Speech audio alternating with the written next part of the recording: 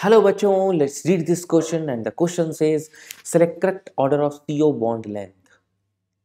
कहाँ कहाँ देखना है? CrCO6 में देखना है, CO में देखना है, CO प्लस में देखना है। तो सबका बॉन्ड ऑर्डर निकालते हैं और बॉन्ड ऑर्डर की एक ट्रिक बताते हैं। अगर तुम्हारा सम 14 इलेक्ट्रॉन्स है, चूँकि CO में है ना, कार्बन में कितने इलेक्ट्रॉन है? 6, ऑक्सीजन में कितना है? 8, तो 14 हुए। इसका बॉन्ड ऑर्डर हमेशा 3 होगा। तो यानी कि the bond order of CO is 3। Bond order of CO is 3।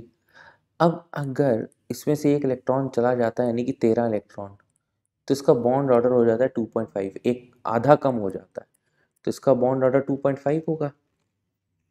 अच्छा, CrCO6 में क्या होगा? देखो यार, ये लीगेंड की तरह एक्ट कर रहा है यहाँ पे, और लीगेंड इलेक्ट्रॉन डेंसिटी Cr को देता है, यानी कि मेटल और कार्बन के बीच में बॉन्ड ऑर्डर बढ़ रहा है क्योंकि बॉन्ड स्ट्रेंथ बढ़ रही है, यानी कि CO के बीच में बॉन्ड ऑर्डर, यानी कि बॉन्ड स्ट्रेंथ कम हो रही होगी, यानी कि लेस देन 3 और मोर देन 3। क्या कहते हैं? एक बार फिर से मेरी बात को समझना, मैं क्या कह रहा हूं। Bond order in CO is 3। अब CO जब लीगेंड, CO एक लीगेंड है ना Cr में, जब उसको बॉन्ड डेंसिटी, यानी कि जब इलेक्ट्रॉन डेंसिटी देगा मेटल को, तो बॉन्ड ऑर्डर बढ़ाएगा, तो CO के बीच में बॉन्ड ऑर्डर कम नहीं हो जाएगा, क्योंकि मेटल और कार्बन में अगर बॉन्ड एनर्जी बढ़ती है तो कार्बन और ऑक्सीजन में बॉन्ड एनर्जी कम हो जाती है, तो लेस देन 3 होगा। अच्छा, एक बार एक और, ये जो ट्रिक होती है ये नॉर्मल केसेस में तो काम करती है, लेकिन CO एक्सेप्शन होता है। यहाँ पर ये 2.5 नहीं होगी, ये मोर देन 3 होगी।